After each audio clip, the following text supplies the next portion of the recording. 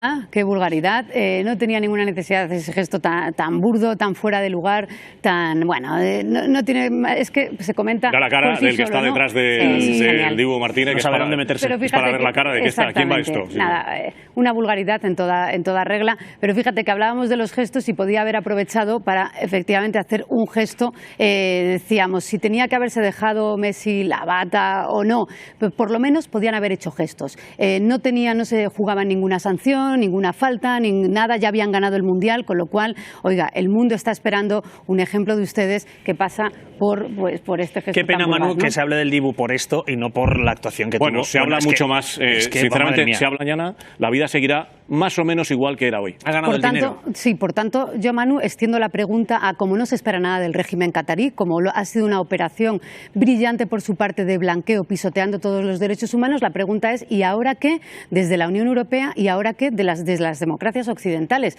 Porque hay que poner sobre la mesa ahora que ya encima... no está el fútbol. Ahora ya no está el fútbol. Y hay que poner sobre la mesa que encima este Mundial ha coincidido con la operación anticorrupción más importante y que está tambaleando el Parlamento Europeo, que es la prácticamente evidencia de que se han pagado comisiones a nada menos que a una vicepresidenta del Europarlamento a la que se ha pillado a su familia, a su padre, con maletines llenos de billetes que la Fiscalía belga dice que venían de comisiones de Qatar. Hay muchas evidencias de que el régimen catarí no solo pisotea los derechos humanos en Qatar, en Doha, sino que también está afectando a los derechos en el Europarlamento y nuestra sociedad occidental. Entonces, ¿ahora qué? Hay que trasladárselo a nuestros dirigentes y a las decisiones que se tomen a partir de ahora. Es muy elocuente precisamente que una de las personas que ayer impone... En los otros países que citamos es obligatorio, es por ley, tú no puedes ir a un restaurante, al menos en Estados Unidos, y no pagar el 10% o del 15 al 25%, porque si no te persiguen a la puerta y te dicen, oiga usted, es como si no hubiera pagado usted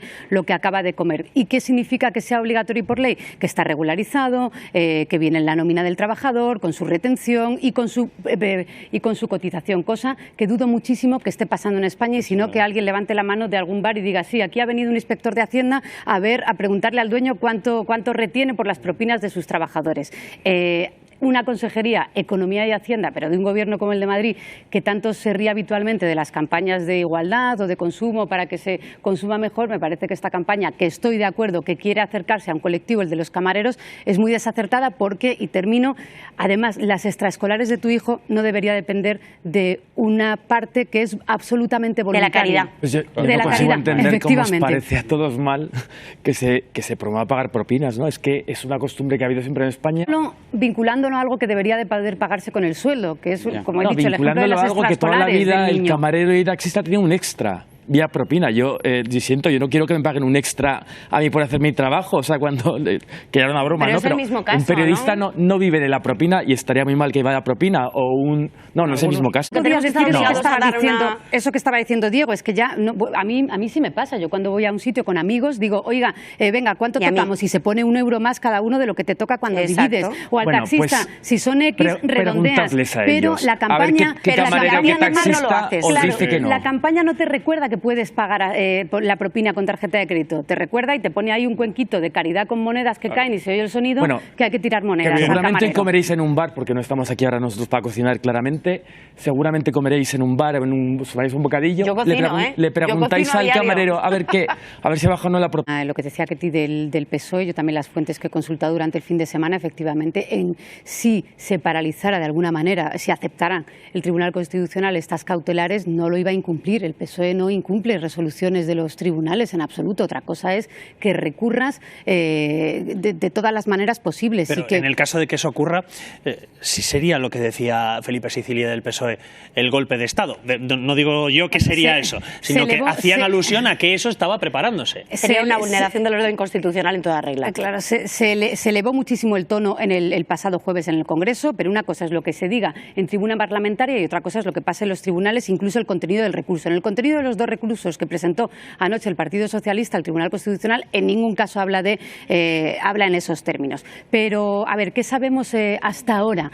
Primero, que los magistrados están teniendo un debate intensísimo, que ayer por la noche lo tuvieron, que ahora retoman a las 5 de la tarde y el debate es en caliente y, como digo, con posturas absolutamente contrapuestas. Sabemos que la Fiscalía no está a favor, y ya se ha pronunciado, de paralizar, de aceptar esas cautelares que paralizarían la decisión del jueves del Senado. Sabemos también que el letrado del Constitucional, Juan Carlos Duque, que es el secretario general adjunto del órgano de garantías del Constitucional, coincide con la Fiscalía en que no estaría a favor de parar de esas cautelares. ¿Por qué? Porque sería tomar una decisión sobre algo que todavía no ha concluido. Es decir, si no se ha votado en el Senado y usted lo paraliza, pues es cuando el PSOE se refiere a que es una injerencia absoluta en las decisiones de la Cámara, es precisamente eso. Lo que defienden es que se vote y luego usted acuda al Constitucional, Partido Popular, y que el Constitucional diga si esas dos enmiendas pues responden a la constitucionalidad o a la inconstitucionalidad. Y lo último, y en cualquier caso, el Constitucional, si admitiera esto a trámite, podría evitar que siguieran estas dos enmiendas, pero no toda la proposición. Y por eso he citado al secretario general del órgano constitucional. Pero que cuando dices, la Fiscalía dice, la Fiscalía dice lo que sabemos que quiere decir, pero sí, pero por favor, es que los he puesto juntos por algo. Sí, pero que es muy evidente que iba a decir la Fiscalía en este tema, ¿no? Yo creo que ningún español que haya seguido las intervenciones del Gobierno sobre la Fiscalía tenía dudas de que iba a hacer la Fiscalía. Yo creo que en ese punto. Después, lo que están contando es que, claro, bueno, primero, el PSOE parece claro que lo presenta ayer por la tarde, que es un recurso que puede ser. Me parecen absolutamente antidemocráticos. Este es el juego de caras en el Tribunal Constitucional. Los magistrados que estarían divididos, pues sí, pues por colores. Pues esta es la situación. Es que hay magistrados que son afines a un lado y magistrados afines a otro. Y pero todo esto tiene que ver con la renovación de esos colores y de esas caras. Y recordar que están ahí además porque en el PP, no solo por sus méritos, sino porque el Partido Popular puso sus nombres en su día para que fueran elegidos, y el PSOE aceptó ese pacto que ahora... Igual que los del otro lado, ¿no? A mí sí me perfectamente, pero no es precisamente el lado progresista el que está bloqueando. Solo un apunte. Oye, pero ¿cómo que no está bloqueando el lado progresista? Ha propuesto sus candidatos, nos gusten o no. Cuando hay una negociación parlamentaria y el PSOE propone, por ejemplo, de renovación en el CGPJ a Victoria Rosell y a José Ricardo de Prada, y el PP se niega a aceptar esos nombres, ¿quién bloquea? El Partido Socialista uno eligiendo determinados nombres que son claramente sesgados a la hora de elegir a alguien que ha dictaminado y juzgado al Partido Popular, y otro... Pero si aquí tenemos a un tipo que trabaja para la FAES, para la Fundación del Partido Popular, por supuesto que está sesgado. Si os fijáis en el debate, no es quien bloquea, es quien bloquea más. Claro, porque bloquean ambos. Los hechos y son los entonces hechos. entramos en el y tú más. Fijaos, ¿qué frase se hizo polémica o viral en este Mundial?